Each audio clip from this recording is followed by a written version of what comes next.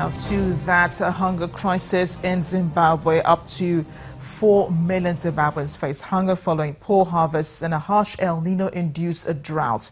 The government has been forced to declare a state of national disaster and has appealed for $1.6 billion in food aid.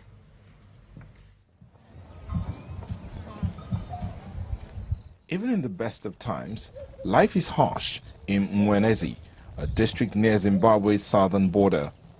After the worst regional drought in nearly a decade and the failure of nearby crops, it is likely to be even harsher. For Agnes Mashila, whose crops have been decimated, that means she barely has any food to feed her children.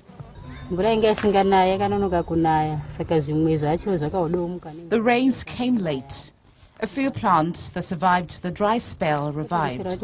We don't know if they will make it. Maybe they won't. The El Nino-induced drought has hit Zimbabwe hard. In Mwenezi, officials say half of the district's population is in need of food aid. Home to 175,000 people, Mwenezi is amongst the most affected of the country's 33 districts. We have rains that we have received recently, but during the first half of the season, most parts of the province did not receive enough rainfall, which was sufficient for meaningful germination. The distance we have to cover to get to water is great. Sometimes we're carrying babies on our backs. I have had to leave my 3-month-old baby at home. Look how dirty I am. There is a big water problem here. Zimbabwe has declared a state of national disaster. The government has appealed for $1.6 billion in aid to help pay for grain and other food. Aid agencies warn that the lack of water may also result in the spread of diseases like diarrhea. When there is problems with water, then communities tend to use water that is not safe. So communities that are not accessing water will end up having diarrhea. Therefore, we require treatment. Farmers have already lost cattle and crops and fear more pain as the year progresses. Well, let's talk more now about that situation in South Africa where schools have been torched in Limpopo. We understand that 13 schools have been set alight this week as violent protests in the area continue. Residents are protesting against plans for Vuwani to be included in a new municipality.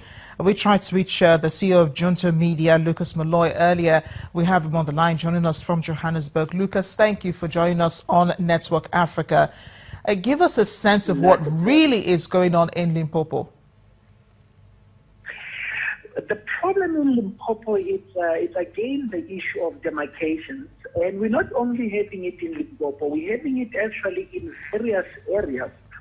The problem with it is that because of lack of service delivery in some of the municipalities, you find the residents from other areas refusing to be under some municipalities because of lack of service delivery. And that's what we're having in Limpopo, where the people are refusing to be with Malamulele, of Vuwani are refusing to be with Malamulele because they believe there is no service delivery there and they don't want to be part of that municipality. Yeah, but when has violence ever really, made an impact on something like this, on a government decision? The protests are becoming really violent. You're seeing police there picking up people who have been probably trying to attack them, I think, in some of the protests. But what are authorities doing apart from trying to clamp down on these protests? What else are they doing to try to stop this from escalating even further? You see, that's where the problem is, because now you are sitting around at the time of elections where you start seeing government being very lenient on matters that they should really clamp down on. The issues of people revolting and that it is okay for people to not agree with the government on certain things, but how these issues are addressed becomes then the most important thing. And I think we cannot, in a progressive country like this, still has people where if they are protesting, then they will ban the very same schools that their children will have to come and use tomorrow. And this is a trend that seems to be happening where you find when communities are protesting, they will ban libraries, they will loot shops, they will ban schools and that. And the government is really not, I don't believe they are doing enough to clamp down on such things and that. Because of again, we are going towards the elections and that, and somewhat they're dealing with this with baby gloves because they want that favor of the community still. And on the background also of marijuana still in this that the government is still very trading with the issues of protest on how they deal with it and how they try to stop the communities. Lucas, was there a referendum perhaps before this decision was made, the planned demarcation? Where the people's opinion sought? Was there a town hall meeting before this planned demarcation? The process in itself is very involved, and it involves the communities. So I would say that I do believe that the communities were consulted in it, but as to once did the community agree to the demarcation, and that's where the problem is. So they may have been told that they are being merged into another municipality, which then they refused.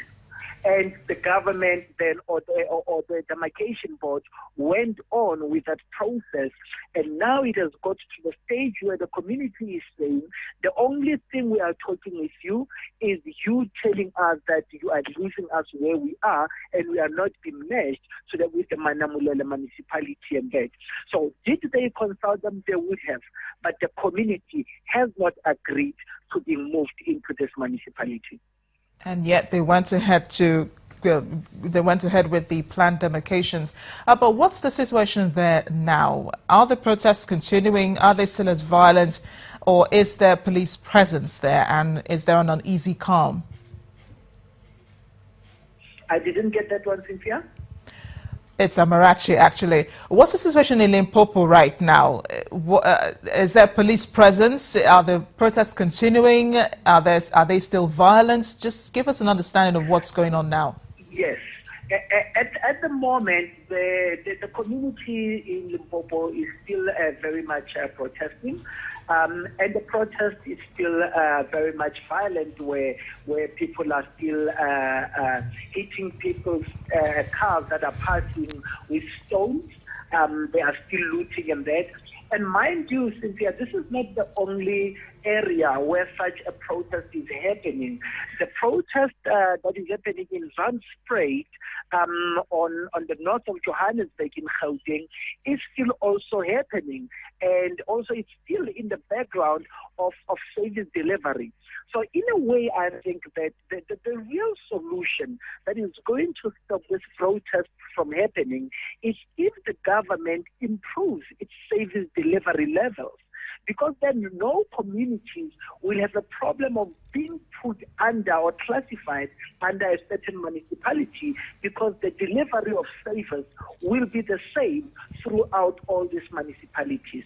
But as long as some municipalities are performing more than others, we are not going to see an end to such protests. Yeah. And especially when we are heading towards elections, we see them increasing because people know they will get attention from the government. Lucas, thank you so much for explaining all of this to us. We do hope that calm returns to Limpopo, and we do hope that this issue is resolved amongst the community, between the local government and the people, and that peace and calm returns to Limpopo. Thank you for joining us on Network Africa. Jonto Media CEO Lucas Malloy.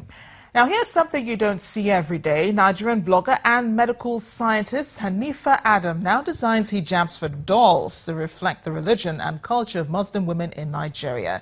She drew inspiration from the success of other variations of Barbie's style and hopes to boost the self-esteem and identity of young Muslim girls with a doll that is more relatable. It's a doll that makes a fashion statement, and the designer, a 24-year-old Anifa Adams, explains it can also change the way young Muslim. This is a circle skirt I just finished making, and this white top, she's going to complement it with the teal hijab, which one of the colors is in this skirt.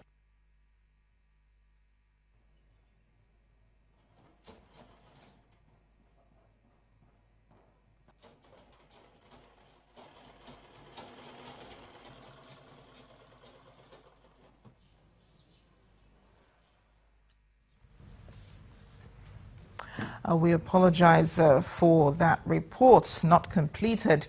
But thanks for watching Network Africa. I am Amarachi Ubani. See you next time.